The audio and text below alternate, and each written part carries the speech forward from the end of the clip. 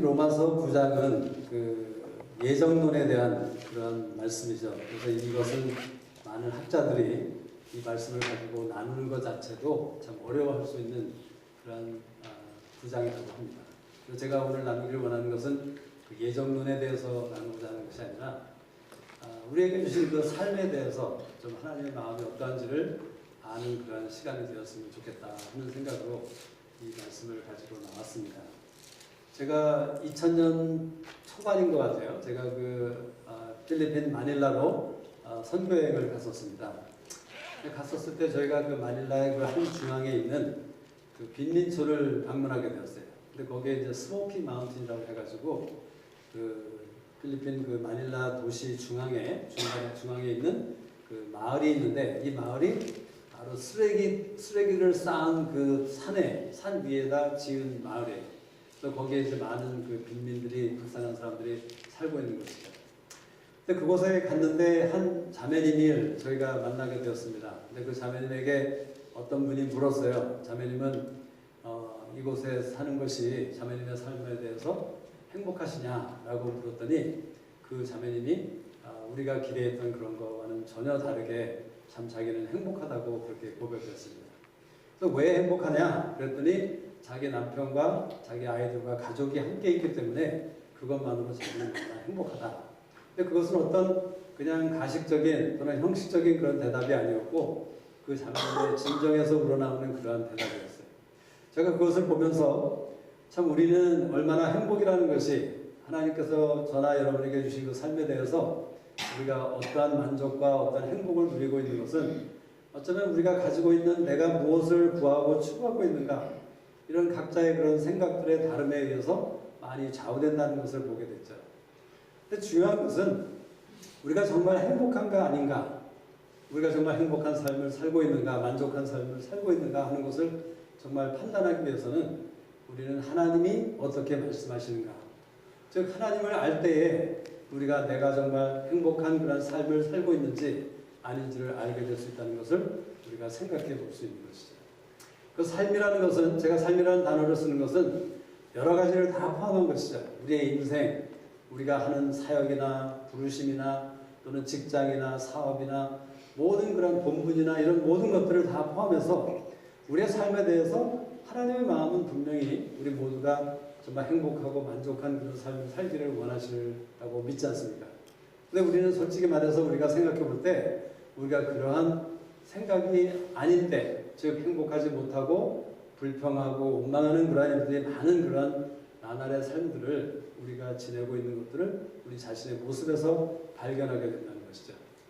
근데 우리가 하나님을 알게 되면, 정말 하나님이 보시는 것들을 보게 되면, 우리는 정말 하나님이 원하시고 우리를 위해서 구하시는 그러한 행복하고 만족한 그런 삶을 살 수 있다는 사실을 우리가 우리 마음에 기억할 필요가 있다는 것이에요. 그래서 사도 바울과 같은 사람은 빌립보서에서 우리 모두가 알다시피 그 하나님을 아는 것이 가장 고상하기 때문에 자기가 가지고 있던 모든 그 어떤 자격이나 어떤 지식이나 어떤 타이틀이나 어떤 사역이나 이런 모든 것들을 다 배설물로 여길 수 있었다라는 그런 고백을 했던 것을 보면, 얼마나 사도 바울은 바로 하나님께서 가장 중요하게 여기시는 것이 하나님을 아는 것이고, 그 하나님을 아는 것을 통해서 내가 행복한 사람, 만족한 삶을 살 수 있는 그런 삶이 될 수 있다는 사실을, 그 비밀을 알고 있었던 것을 우리가 보게 되는 것이죠. 예레미야 9장에서도 하나님께서 그렇게 말씀하십니다. 너희가 부나 숫자에 많은 것이나 강함이나 어떤 지혜를 자랑할 것이 아니라 오직 하나님 아는 것을 자랑하라고 말씀하셨어요. 우리가 하나님을 진정으로 알게 될 때 우리는 하나님 안에서 우리는 정말 해피하고 만족한 그런 삶, 그래서 여러분이 하고 있는 어떤 사역이라든가 우리의 직업이라든가 우리의 직장에서 공부하는 것이라든가 이런 모든 것에 대해서 우리가 더 이상 어떤 불평과 원망이 아닌 감사함으로 우리가 나갈 수 있는 그런 비밀을 하나님께서 우리에게 말씀해 주기를 원하시는 것이죠. 그래서 오늘 로마서 9장에서는 하나님의 어떠하심에 대해서 하나님을 우리가 알기를 원하는데, 그 하나님을 아는 데 있어서 하나님의 두 가지 영역에 대해서 로마서 9장은 말씀해 주고 있습니다. 그래서 우리가 이 하나님의 그 어떠하신 두 가지를 알게 되면 우리는 원망과 불평을 하지 않을 수 있다는 사실을 바울이 이 로마서 9장의 말씀을 통해서 우리에게 말씀해 주고 있는 것이에요. 이 말씀을 보면 이 로마서에서 우리 사람들이 어떤 불평을 하고 있는 것인가를 알려주고 있는데, 먼저는 그 14절의 말씀에 보면 그런즉 우리가 무슨 말 하리요 하나님께 부류가 있느뇨. 이 말은 무슨 얘기냐면, 하나님은 우리는 간혹 불평할 때 어떤 불평을 합니까? 우리가 하나님을 알지 못할 때 우리는 어떤 불평을 하냐면, 하나님은 공평하지 않으시다. 하나님이 God is not just. 우리 하나님은 참 fair하지 않다. 라는 그런 불평을 많이 한다는 것이에요. 그런가 하면 16, 19절에 가서 그러면 하나님이 어찌하여 허물하시느뇨? 누가 그 뜻을 대적하느뇨 하리니. 이 말은 무슨 말입니까? 우리가 또 한 가지 하는 많은 불평, 하나님을 알지 못할 때 하는 불평 중에 하나는 하나님이 나를 탓할 수 없으십니다. 왜냐하면 하나님이 이 로마서 9장에서 말씀하시는 그 두 가지의 어떤 분이심을 인해서 하나님이 그렇게 하시기 때문에 하나님이 나를 탓하시거나 블레임할 수 없습니다. 내가 하나님의 뜻을 거스리고 다른 곳으로 갈지라도 그것에 대해서 나는 잘못이 없습니다 하는 그런 하나님을 탓하는 그런 일들을 우리가 할 수 있다는 것을 바울이 기록하고 있다는 것이에요. 그 하나님을 아는 것에 있어서 두 가지 영역은 무엇입니까? 로마서 9장에서 얘기하는 그 두 가지 영역은, 하나님은 궁유를 통해서 하나님의 뜻을 행하시는 분이신데, 주권 가운데 하나님의 주권자로서 하나님 마음대로 하나님의 임의대로 결정하신다는 그런 사실을 하나님이 알기를 원하시는 것이에요. 다시 말하자면 하나님은 주권을 가지고 계신 분이십니다. 그래서 하나님께서 우리에게 구원을 주실 때 어떤 사람에게 주시고 어떤 사람에게는 주지 않으셨다는 그 사실이 오로지 하나님에 의해서 결정되었다는 사실이에요.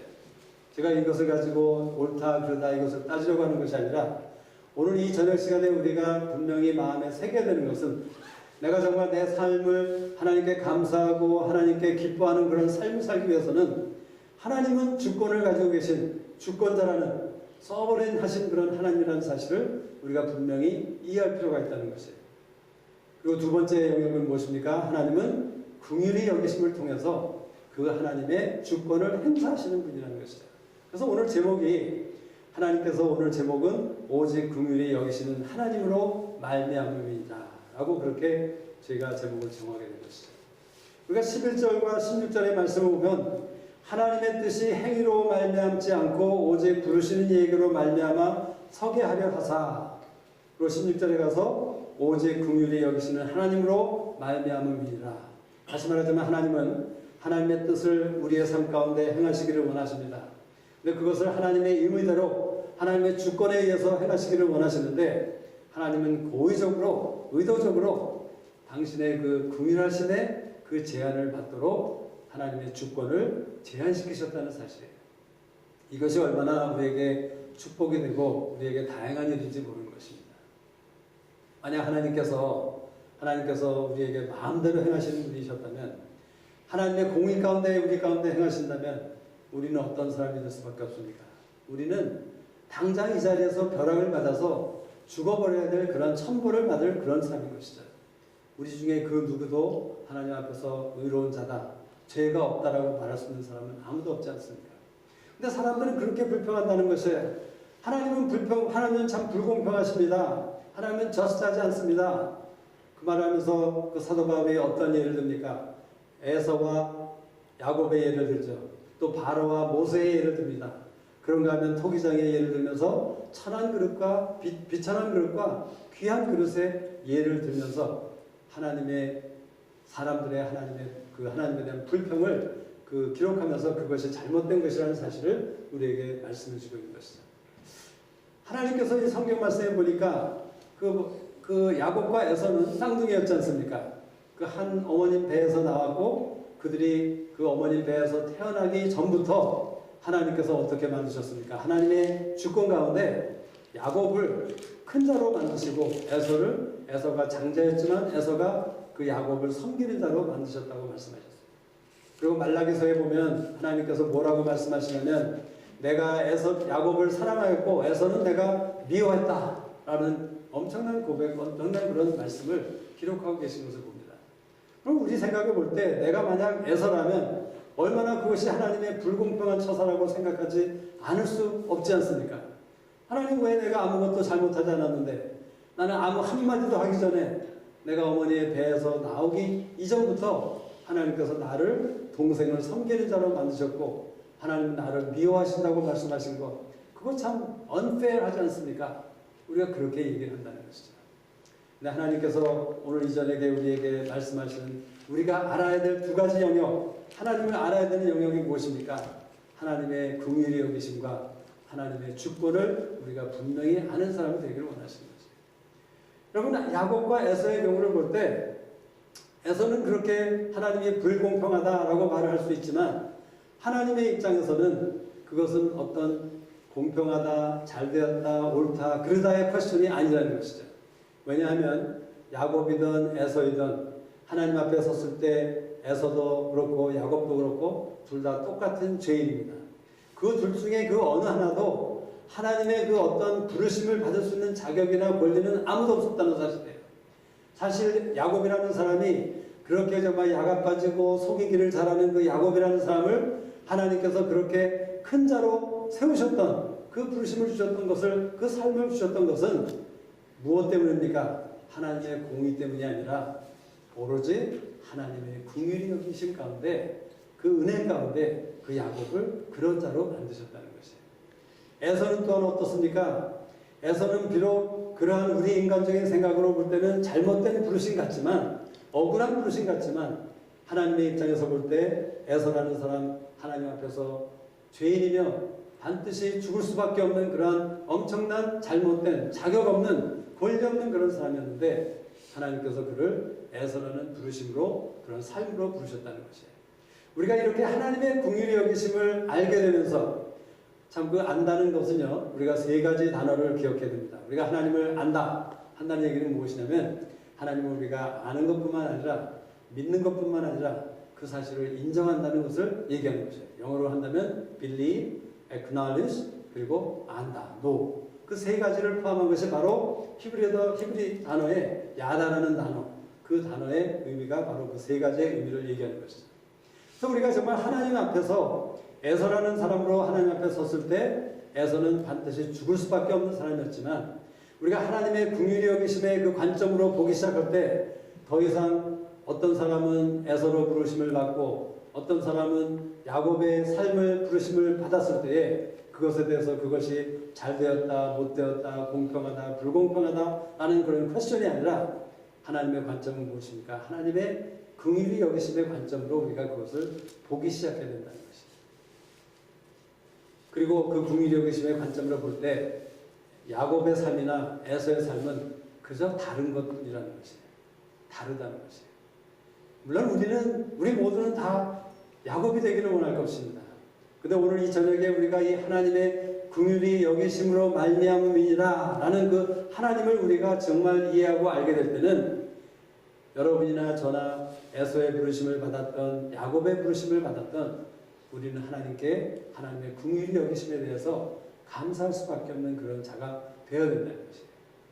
이해가 잘 아직도 안 되시죠? 아직도 우리가 동의할 수 없으시죠? 그래서 사도 바울은 두 번째 예를 모세와 바로의 예를 드는 것이에요. 우리 모두가 다 모세의 부르심이 모세의 삶이 훨씬 더 좋았고 정말 더 영광스러운 그런 것이었다고 생각하죠. 그래서 우리 모두는 모세가 되기를 원하실 것이에요. 근데 하나님의 입장에서는 그 모세나 바로나 역시 하나님의 긍휼히 여기신 가운데 다른 삶을 그 주어진 것이라는 사실을 우리가 인정할 수밖에 없는 것이죠. 여러분 바로는 당연했습니다. 바로는 우리가 볼 때 하나님을 믿지도 않았고 알지도 못했고 알려고 하지도 않았던 그런 사람이죠.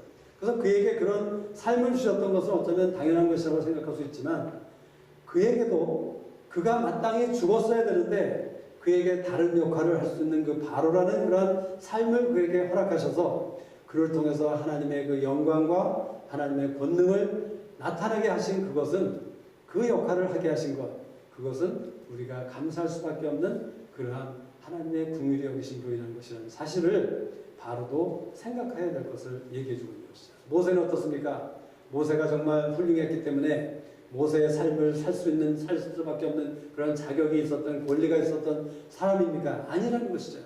우리가 모세를 볼 때 출애굽기에서 보면 얼마나 우유부단하고 얼마나 고지식하고 사실 그 모세라는 사람도 얼마나 많은 혈기가 있었던, 부족함이 있었던 죄인이었던 사실을 우리가 다 아는 것이죠.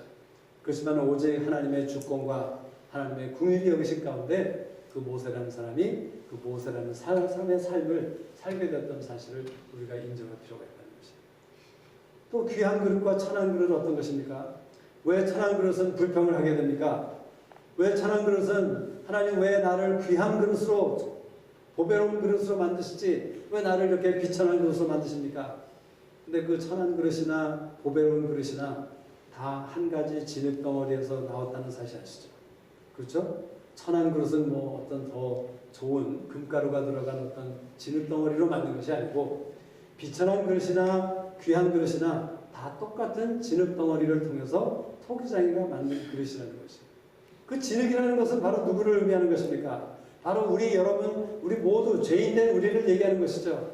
하나님의 공의 가운데 마땅히 죽어야 마땅한 그러한 우리들인데 하나님께서는 그 정말 그 비천한 우리의 모습 속에서 적어도 무엇인가 사용될 수 있는 그런 그릇을 만드셨다는 것은 어쩌면 출세한 것이라는 것이죠. 우리가 생각할 때는 비천한 그릇은 왜 저 귀한 그릇보다 더 나쁜 것 같고 좀 더 뭔가 레벨이 다른 것 같고 잘못된 것 같고 하는 불평이 있을 것 같지만 우리가 그 하나님의 그 긍휼히 여기심과 하나님의 그 주권을 우리가 알고 인정하게 될 때는 내가 비천한 그릇으로 부르심을 받았다는 그 사실 자체에 대해서도 우리가 감사할 수 있는 그런 사람이 되어야 된다는 것입니다. 물론 당연히 존귀한 그릇으로 만들어진 것, 그것은 또 감사할 수 있는 것이죠. 그렇다면 하나님께서 바로나 에서나 비천한 그릇이 된 사람에게 무엇이라고 얘기하는 것입니까? 로마서 1장을 보면 21절에서 24절에 이렇게 말씀하고 있습니다. 하나님을 알되 하나님으로 영화롭게도 아니하며 감사치도 아니하고 오히려 그 생각이 허망하여지며 미련한 마음이 어두워졌느니 스스로 지혜 있다 하나 우준하게 되어 썩어지지 아니하는 하나님의 영광을 썩어질 사람과 금수와 버러지 형상의 우상으로 바꿨느니라. 그러므로 하나님께서 저희를 마음의 정욕대로 더러움에 내어버려 두사 저희 몸을 서로 욕되게 하셨으니 하나님을 아는 사람은 어떻게 된 것을 말씀하십니까? 하나님께 감사하고 하나님을 영화롭게 하기를 원하는 추구하는 그런 사람이 되어야 될 것을 얘기하는 것이에요. 우리가 하나님이 긍휼히 여기시는 하나님이시다. 하나님은 주권을 가지고 계신 나의 주권자이시다. 이 두 가지 사실을 안다면 내가 비천한 그릇으로 부르심을 받았던 에서로의 부르심을 받았던 정말 저 아프리카에 아주 불쌍하고 정말 먹지도 못하고 언제 죽을지 모르는 병이 가득한 그런 나라에 태어난 고아이든 누구이든 간에 우리는 그것에 대해서 영화롭게 하고 하나님께 감사드리는 그런 마음을 가져야 될 것을 얘기하고 있는 것입니다. 우리가 선택의 여지가 있는 것을 말씀해 주십니다. 우리가 하나님을 감사하지 않고 영화롭게 하지 않을 때 어떤 일이 일어납니까? 우리의 생각이 허망해지고 우리의 마음이 어두워지고 우리가 지혜를 따하나 우준하게 되고 우리가 우상으로 모든 것을 바꿈을 통해서 우리는 마음의 정욕대로 더러움에 내어버려진 자가 되어서 여러 가지 많은 죄와 멸망으로 이를 수밖에 없다는 사실을 로마서 1장이 기록해주고 있는 것입니다. 우리가 하나님의 그 긍휼히 여기시는 하나님이라는 사실을 우리가 인정할 때는 우리는 마땅히 나의 어떠함을 막론하고 하나님께 감사하고 하나님을 영화롭게 하고자 하는 그러한 마음과 결단을 가져야 될 것을 우리에게 말씀해 주고 계신 것이에요. 그럴 때 어떤 일이 생길 것입니까? 그럴 때 하나님께서 우리에게 계시해 주실 것이에요. 너를 이렇게 비천한 그릇으로 내가 만들었지만 너를 통해서 나는 이렇게 영광을 받게 될 것이다. 물론 우리는 그 내용을 알지 못합니다. 이것은 우리가 믿음의 순종의 발걸음을 통해서 매 순간순간마다 매일매일의 삶 가운데 하나님께 감사하고 하나님을 영화롭게 하고자 하는 그런 마음 가운데 순종하며 나아갈 때 하나님께서 우리에게 한 가지씩 계시하여 주셔서 우리의 삶이 비천한 그릇이 아니라 정말 존귀한 그릇으로 우리의 삶이 바로의 삶이 아니라 모세의 삶으로 우리의 삶이 야곱의 삶으로 살 수 있는 그런 특권을 우리에게 허락해 주신다는 비결이 여기에 있다는 것이에요. 근데 우리는 어떤 사람입니까? 하나님을 알지는 않았는데 들었는데 영화롭게도 아니하고 감사하지 않는다는 것이죠. 바로의 경우를 보면 바로는 어떤 사람이었습니까? 하나님께서 바로에게 여러 번 말씀하셨어요.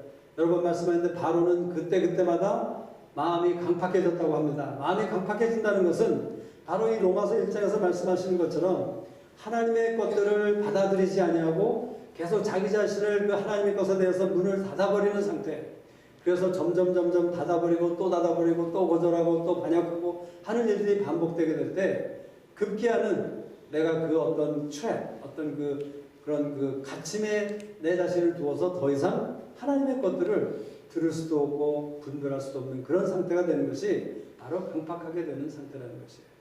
하나님께서 내어버려 둔다. 그것이 바로 하나님이 바로의 마음을 강팍하게 하셨는다 하는 것으로 우리는 이해해도 좋다는 것이죠. 바로라는 사람은 선택이 있었습니다.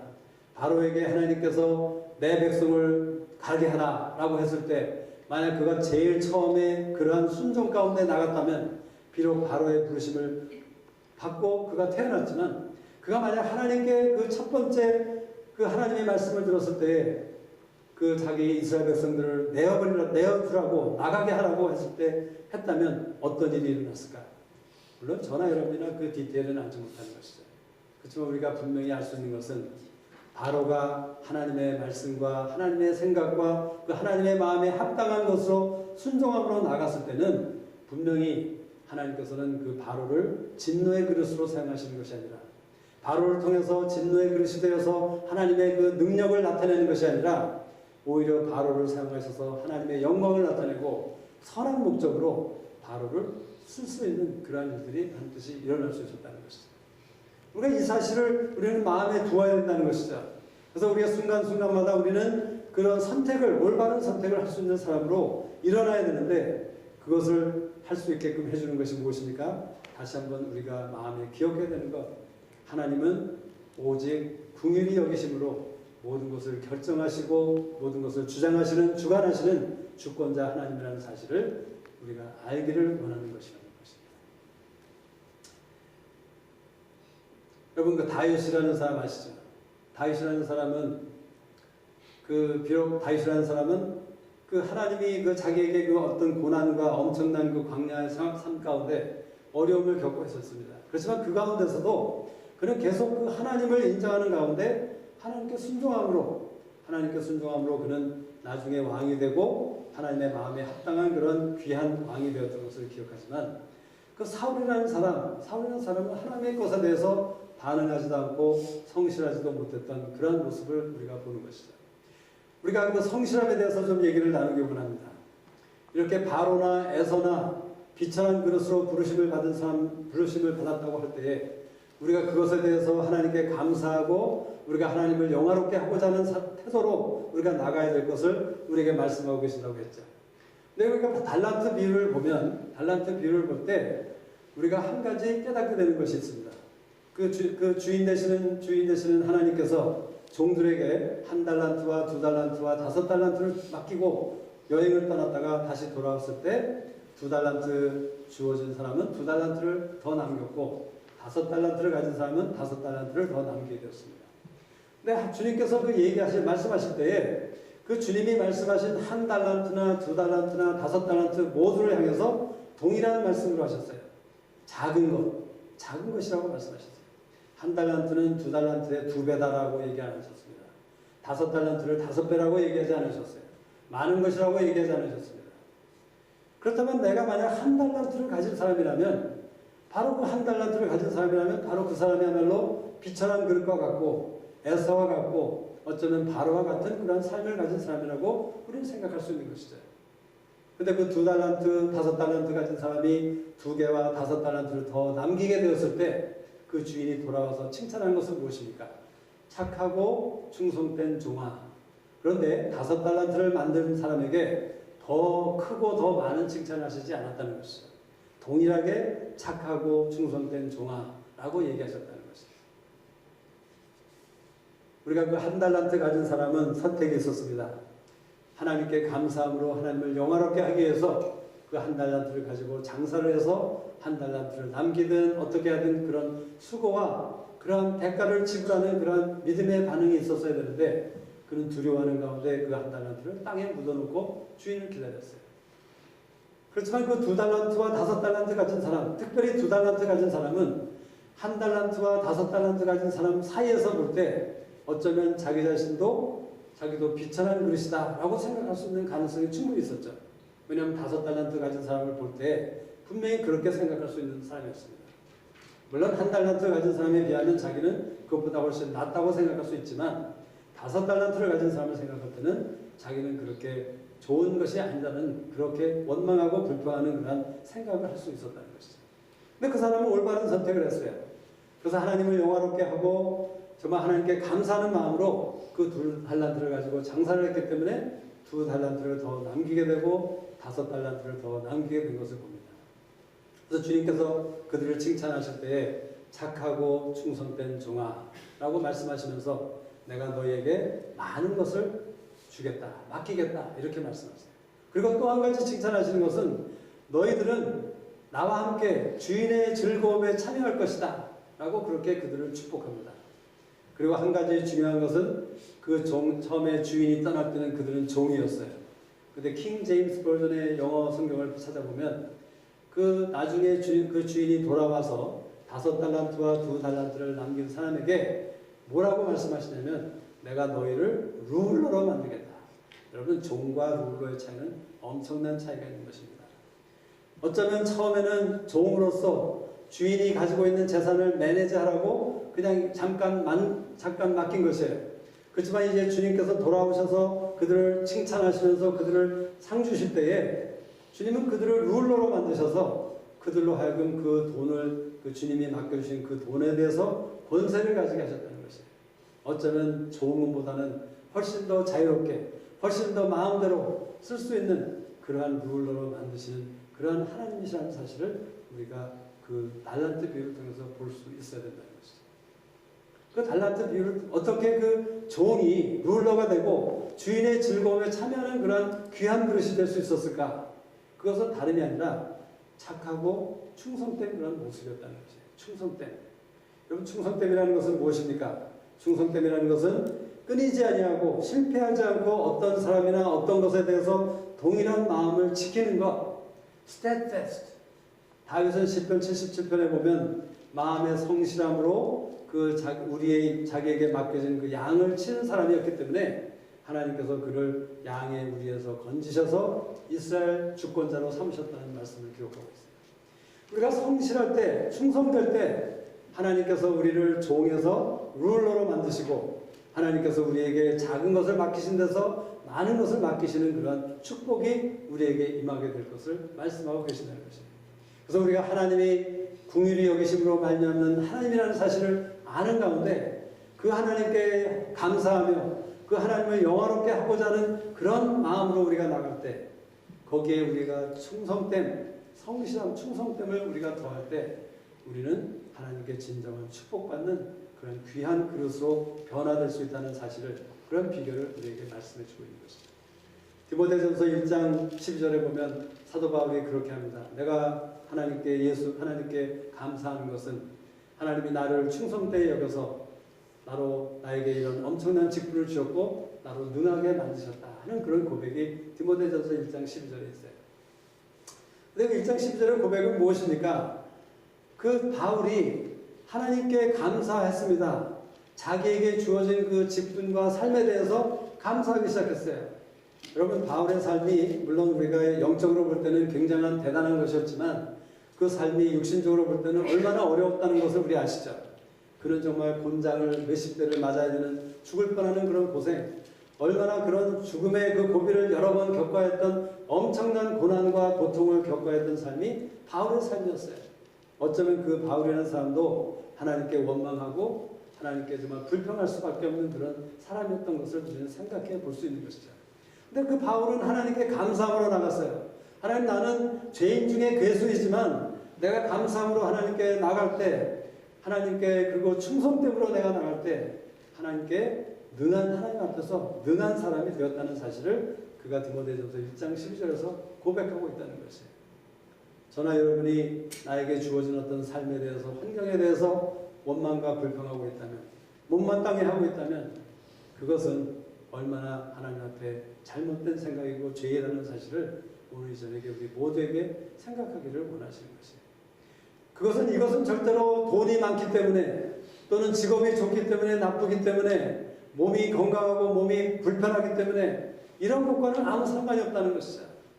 우리 모두는 하나님 앞에서 진흙, 더스트, 죄인, 죽을 수밖에 없는, 마땅히 죽을 수밖에 없는 그런 천한 것이기 때문에 우리가 하나님이 나를 그 천한 것에서 다음은 그 천한 그릇으로 만들지라도, 그리고 정말 어쩌면 비참하고 고난을 받아야 되는 그런 어떤 삶을 우리에게 주셨을지라도 그것에 대해서 우리는 하나님의 긍휼히 여기심을 인정할 수 있는 그런 믿음을 가지는 사람이 되기를 원하시는 것이 하나님의 마음이라는 것이에요. 우리가 더 이상 불평하고 원망하지 마십시다. 왜냐하면 하나님은 하나님의 주권 가운데 우리에게 다른 역할을 주신 것이에요. 저에게는 어떤 역할을 주셨고 우리 자매님에게는 다른 역할을 주셨고, 그것을 통해서 하나님은 우리를 통해서 무엇을 나타내기 원하십니까? 로마서 9장에 보면 하나님의 영광을 드러내기 원하시고 하나님의 능력을 나타내기 원하시고 하나님의 진노를 나타내기 원하신다고 말씀하세요.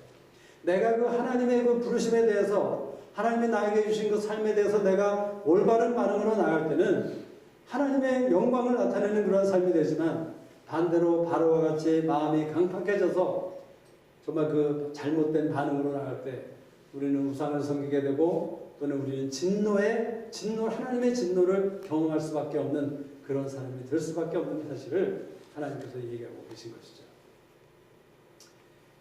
그 바로나 우리 이스라엘 백성들, 광야에서 이스라엘 백성들을 생각해 보시면 참 그 바로는 하나님께서 이 로마서 말씀에 보면 뭐라고 말씀하시냐면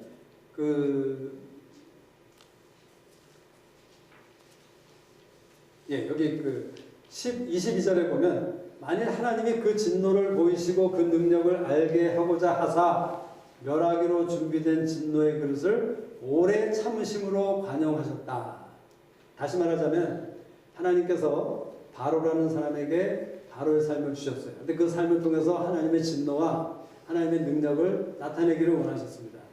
근데 그것에 대해서 하나님은 오래 참으심으로 관용하셨대요. 사실 이것은 무엇을 얘기하는 것이냐면 하나님께서 바로에게 10가지 재앙을 내리신 다음에야 이스라엘 백성을 내보내시고 그 홍해를 건너게 하는 역사를 통해서 애국 군대가 다 물에 빠져 죽게 하시고 하나님의 능력을 나타내고 하나님을 알게 하시는 그런 일들을 행하셨습니다. 그 10번의 재앙을 행할 때까지 하나님은 바로에게 충분하고 more than enough한 그런 기회와 시간을 허락하셨다는 것이에요. 기다리셨다는 것이죠. 무엇을 기다리셨을까요? 바로가 하나님 앞에 잘못된 선택 가운데 마음을 강팍해함으로 하나님이 내버려 둘 수밖에 없는 그런 사람이 되는 데서 오히려 하나님께 순종함으로, 하나님께 반응함으로, 믿음의 반응으로 나옴을 통해서 하나님께서 새로운 일을 행하실 수 있는 그런 바로가 되기를 원하셨던 것이 하나님의 마음이라는 것이에요. 이스라엘 백성들이 처음에는 어떤 부르심을 받은 사람입니까? 하나님의 언약을 받고 하나님의 그 선택을 받은, 아주 귀한 그릇으로 선택을 받은 그런 삶을 받은 사람들이 이스라엘 백성들이었어요. 근데 그들이 광야에 들어갔을 때 그들은 어떻게 합니까? 10번을 하나님을 시험합니다. 여러분들이 출애굽과 민수기서를 자세히 살펴보면 이스라엘 백성들이 광야에서 10번이나 하나님을 시험한 사실을 기록한 것을 발견하게 됩니다. 참 재미있죠? 바로에게는 10가지 재앙을 통해서, 이스라엘 백성들에게는 10번의 시험을 통해서. 근데 이스라엘 백성들이 잘못 반응했어요. 잘못 선택했습니다. 그래서 그들은 그 어떤 물이 없거나 힘들거나 어려울 때마다 하나님께 불평하고 원망하고 하나님을 배반하고 하는 그런 잘못된 반응을 통해서 하나님은 오랫동안 그들을 참으시고 관용하셨지만 드디어 10번의 그 참으심을 있은 후에 그들은 광야에서 멸망할 수밖에 없는 그런 그릇으로 전락하고 말았다는 사실이에요. 처음 시작은 반드시 분명히 그들은 귀한 그릇으로 부르심을 받았던 그런 사람들이었지만 그들이 잘못 반응했을 때 그렇게 될 수밖에 없는 운명을 가지게 되었던 것을 우리는 경고로 우리 마음에 기억할 필요가 있다는 것이죠. 하나님은 우리 모두의 삶을 통해서 하나님의 영광과 진노와 하나님의 능력을 나타내고 드러나는 그런 삶이 되기를 원하십니다. 근데 그것은 우리의 선택에 달려 있다는 것이에요. 그것은 절대로 나의 어떤 비천함이나 나의 존귀함이나 나의 형편이나 내가 가진 것이나 없는 것이나 이런 것에 아무 상관이 없는 것이라는 것이죠. 왜냐하면 하나님은 오직 긍휼히 여기시는 하나님이시기 때문에 우리가 이 사실을 분명히 계시 가운데 내 마음에 알고 내가 믿고 인정하는 그런 삶이 될 때 우리는 더 이상 나의 형편과 나의 어떠함에 대해서 하나님 앞에 나가서 불평하고 원망하는 삶이 될 수가 없다는 것이에요. 그런 삶이 되어서는 안 된다는 것이죠. 우리는 오히려 하나님께 감사하고 내 상황이 아무리 나쁘고 아무리 극한적으로 정말 잘못된 것 같이 그렇게 정말 어렵고 힘든 것일지라도 우리는 그것에 대해서 하나님께 감사하고 하나님을 영화롭게 하는 그런 마음을 가지고 나갈 수 있고 그렇게 나가는 자가 되기를 원하신다고 말씀하십니다. 마태복음 20장에 보면 포도원의 비유가 나옵니다. 포도원 주인이 그 자기 포도원에 일하는 사람 품꾼을 이제 찾기 위해서 장터에 나가서 아침 3시 그리고 6시, 9시 그리고 11시까지 4번인가 5번을 나가셨어요. 그 아침 3시는 아침 우리말로 우리 생각으로 하자면 오전 9시를 얘기하는 겁니다. 또 6시면 12시, 3시면 오후 3시 그리고 6시면 오후 5시 정도를 얘기하는 것이에요. 자, 하루에 일하는 시간이 보통 9시에서 5시나 6시인데 그 포도원의 얘기를 보면 일꾼들을 그 포도원 주인은 일꾼들을 여러 번 나가서 그들을 불러들였어요. 그리고 그들 모두에게 한 데나리온을 주었죠. 그 약속대로 주었습니다. 근데 그것에 대해서 처음 왔던 사람들이 불평하고 원망하기 시작했어요. 아, 당신 참 잘못됐습니다. 부당합니다. 우리는 하루 종일 이렇게 정말 태양빛 밑에서 열심히 땀을 흘리면서 일했는데 어떻게 저 사람 5시에 와서 1시간 일한 사람에게 그 사람과 똑같은 임금을 주는 것입니까? 말도 안 됩니다. 라고 막 아우성을 치고 불평했어요. 그때 주님께서 뭐라고 말씀하십니까? 내가 선함으로 내가 악하게 보느냐? 내가 나의 것으로 내 마음대로 할 수 있는 권리가 없느냐? 라고 말씀하셨던 것을 여러분 기억하시죠? 무엇입니까? 우리는 그 하나님의 인자하심을 생각하는 것이 아니라 내가 흙인 것, 내가 죄인인 것, 나는 마땅히 죽어야 될 그런 사람인 것을 인정하지 못하고 알지 못하는 가운데 계속해서 정의를 찾고 공평한 것을 찾고 잘못됐다, 그릇됐다 이런 것을 주장하는 어리석은 모습을 우리에게 보여주시는 그 이야기라는 것이에요. 우리 모두가 바로 그 처음에 일하러 갔던 그런 품꾼과 똑같은 모습을 가지고 있는 것이라는 것이죠. 근데 정말 놀라운 것은요. 제가 오늘 아침에 그 말씀을 다시 한번 생각하면서 깨닫게 된 것은 그 5시에 불림을 받던 사람이었어요. 그 5시에 불림을 받던 사람은 어쩌면 가장 비천한 그릇으로 불림을 받았던 사람일 수가 쉬워요. 그 사람이 왜 5시에 나올 수밖에 없었을까요? 물론 그 사람이 하도 게을러서. 근데 왜 게을렀을까? 어쩌면 그 사람은 알코올 중독자였기 때문에 그 전날까지 술을 마시다가 늦게 잠을 자고 그 다음에 5시 오후 늦게 장터로 나갔는지도 모르겠어요. 하지만 중요한 사실은 그 사람이 5시에 나가서 그 포도원 주인이 부르심을 부를 때에 그 자리에 있었다는 것이에요. 어쩌면 그가 정말 그 5시에 나갔던 사람을 우리가 존중할 수 있는 그 사람을 높이 평가할 수 있는 이유는 그가 끝까지 포기하지 않고 혹시라도 행여라도 내가 5시에 나갈 때 주인 되는 포도원 주인이 나를 불러줘서 한 데나리온을 받게 되었다는 사실. 그것이 엄청난 축복의 결과라는 것이죠. 그 사람은 어쩌면 일을 잘 하지 못하는 사람일 수도 있고요. 일할 수 있는 건강이 없는 사람일 수도 있고요.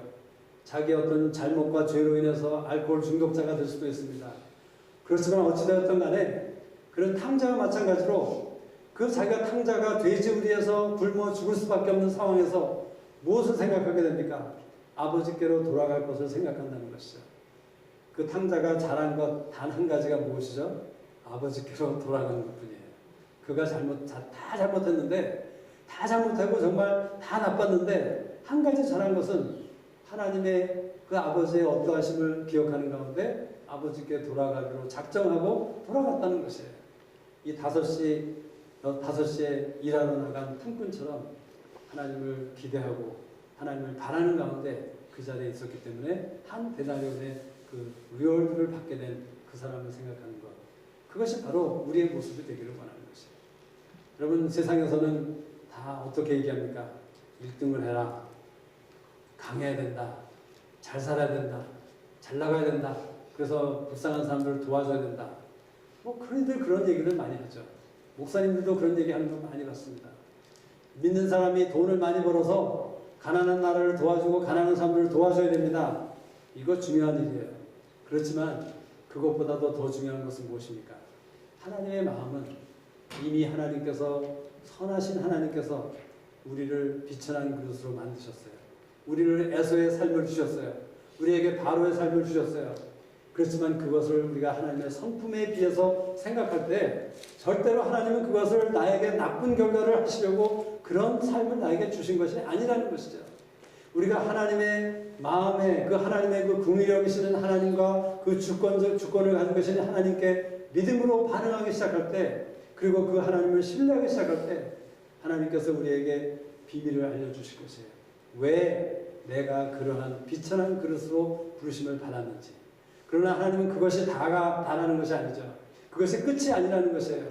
내가 믿음의 반응으로 나갈 때, 감사하고 하나님을 영화롭게 하고자 하는 그런 삶으로 나갈 때 하나님은 나에게 모든 은혜와 모든 능력을 주셔서 나를 통해서 하나님의 능력과 그 하나님의 영광을 드러나게 하시는 그런 삶을 살 수 있도록 우리를 축복하시고자 하시는 것이 바로 하나님의 마음이라는 것이에요. 그래서 우리가 정말 가르쳐야 될 것, 젊은이들에게 가르쳐야 될 것, 그것은 부자가 되라 1등을 하라가 아닙니다.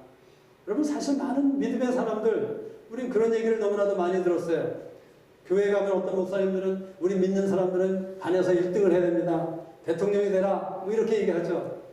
그런데 만약 하나님께서 나를 만드셨을 때 나는 기껏해야 20등밖에 할 수 없는 그런 삶이라면 내가 어떻게 1등이 될 수 있는 것입니까? 그 1등이 될 수 있는 방법은 뭐죠? 속이는 방법밖에 없는 것이에요. 더 나쁜 짓을 해서 어떻게 해서라도 수단과 방법을 가리지 않고 내가 1등이 되고자 하기 때문에 가끔 신문에 보면 어떤 믿음의 사람들이 실족하는 그런 일들을 보게 되는 것이라는 것이에요. 우리 이 자리에 우리 젊은 우리 하서 자매가 여기 있어요.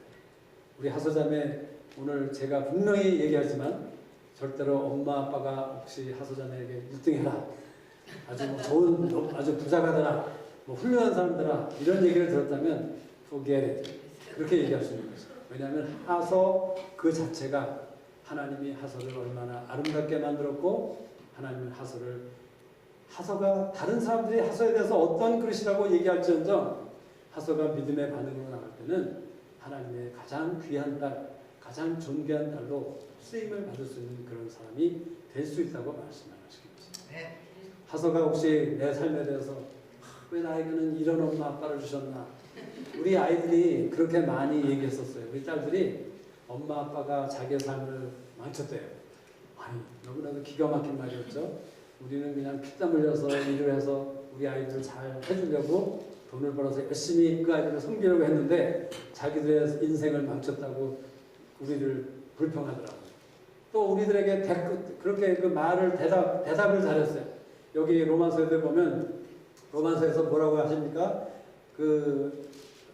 말씀해 보면 힐문하느뇨, 감히 하나님을, 내가 네기에 하나님을 힐문하느뇨, 턱백한다는 얘기예요. 대든다는 얘기예요. 여러분의 가정 속에 있는 많은 젊은 우리 형제자매들이 엄마 아빠에게 대들죠. 턱백을 합니다. 근데 그것은 다 엄마 아빠의 그 사랑과 엄마 아빠의 어떠함을 알지 못하기 때문에 그렇게 되는 것이에요.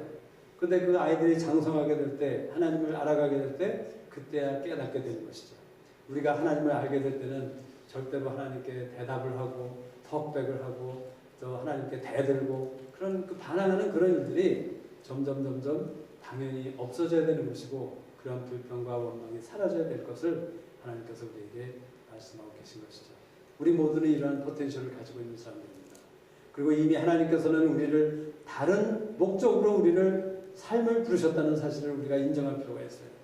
그리고 하나님은 긍휼히 여기시는 분이시기 때문에 내가 하나님 앞에 영화롭게 하고 하나님을 감사하는 그러한 태도로 나갈 때는 하나님은 저나 여러분의 삶을 지금의 어떤 그릇이 아니라 하나님의 손 안에서 다시 하나님이 원하시는 귀한 그릇으로 새롭게 태어나게 하실 것을 우리는 분명히 믿을 수 있다는 것이죠. 잠깐 기도하시겠습니다.